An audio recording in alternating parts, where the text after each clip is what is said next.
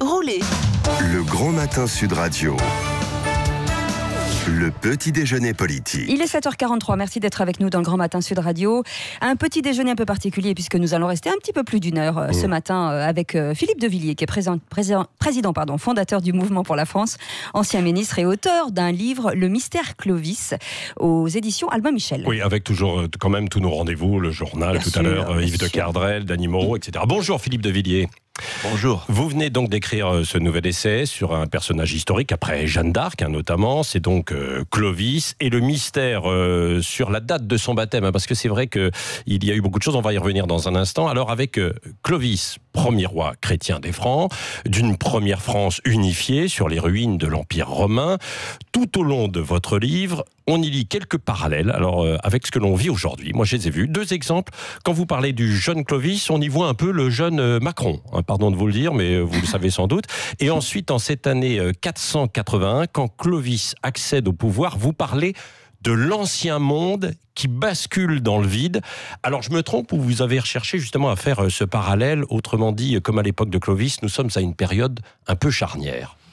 Alors non, vous ne vous trompez pas du tout, mais le vrai parallèle fascinant entre les deux périodes, c'est dans la chute de l'Empire romain, des mots-clés. Le limes, la frontière. À un moment donné, les Romains disent on abandonne la frontière. Sans se rendre compte qu'en abandonnant la frontière extérieure de l'Empire romain, ils abandonnent leur propre identité qui va se dissoudre. Ensuite, l'hospitalitas, ça voulait dire l'accueil de l'autre. C'est-à-dire que la noblesse sénatoriale romaine faisait entrer les barbares, leur donnait des terres, et les barbares s'appelaient les colons. Vous voyez ? Et il y avait des territoires entiers qui ensuite échappaient à l'autorité de Rome. Ensuite, la fin ce qu'on appelait le mos maiorum, c'est-à-dire... On va faire beaucoup de latin ce matin. Oui, le mos maiorum, c'était les vertus qui cimentaient la société romaine.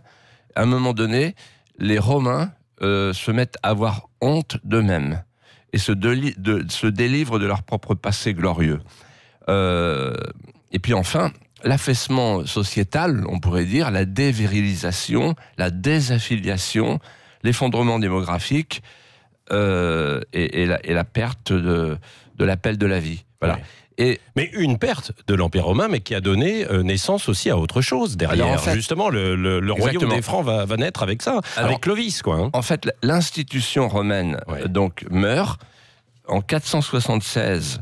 Le petit Romulus Augustule, qui est le dernier empereur romain, un empereur fantoche, est destitué par un barbare qui s'appelle Odoacre, qui renvoie les insignes impériaux à Constantinople. Donc il n'y a plus d'empereur. Ouais. Et donc l'institution est morte. Clovis, à ce moment-là, quand il arrive en 481, c'est fils de Childéric. Childéric, Clovis, quand il arrive, il arrive 5 ans après la chute de l'Empire romain. Quand il arrive, il n'y a plus d'empereur de la partie occidentale de l'Empire.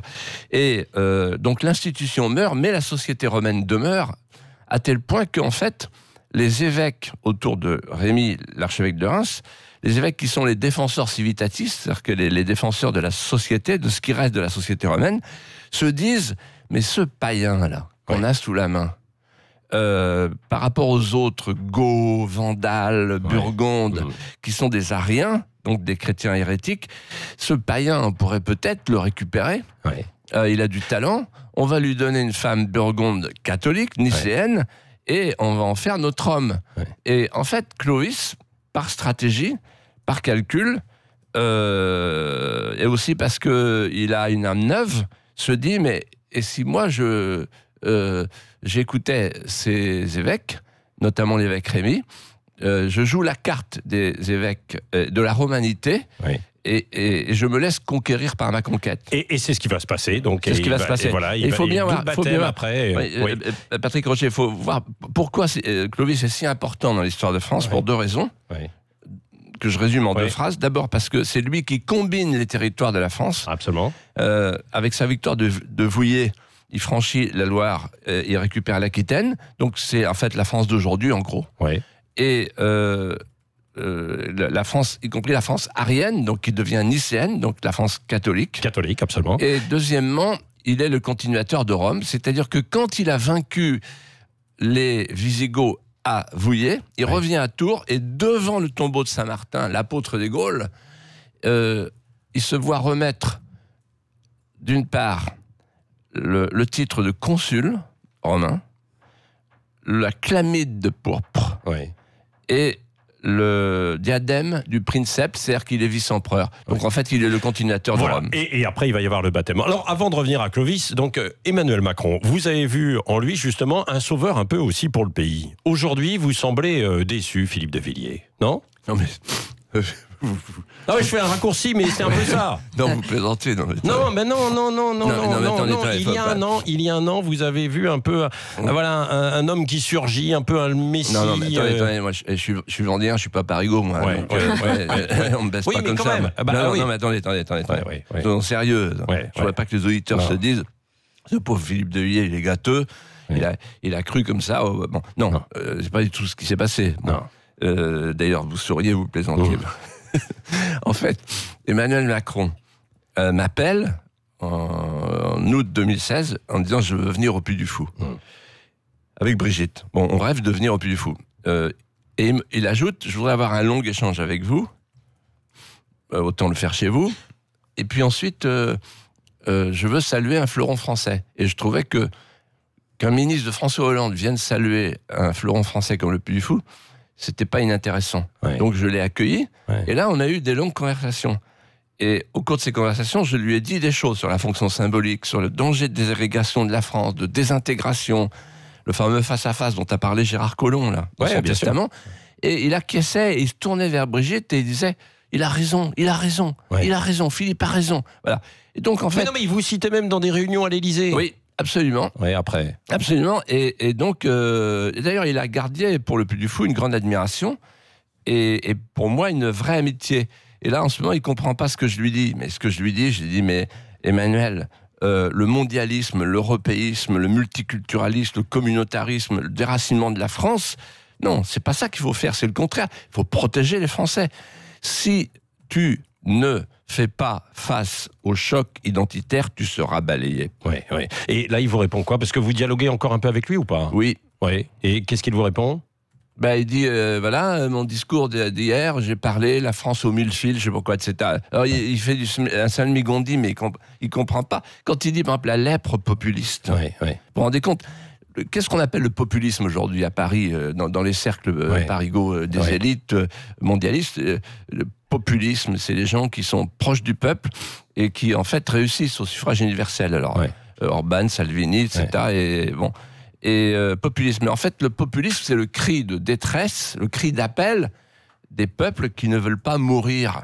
Voilà. Et qui disent, rendez-nous nos racines, nos terroirs, nos valeurs simples, nos souverainetés, nos frontières, nos États. Tout ça, il ne l'entend pas, quoi. Et non, il est profondément mondialiste. En fait, quand il est venu au Puy du Fou, pour résumer d'un mot, quand il est venu au Puy du Fou, je me suis dit, il a compris que la France était un pays avec de la profondeur, et que c'était un très vieux pays, ce que De Gaulle disait d'ailleurs, donc les profondeurs d'un pays qui a des centaines d'années derrière lui, et donc une sédimentation de souvenirs et d'affection. Moi je me disais, ça y est, il a compris ça. Il était allé... Et il a un peu oublié depuis. Est-ce que... Et il a parlé après de Start-up Nation.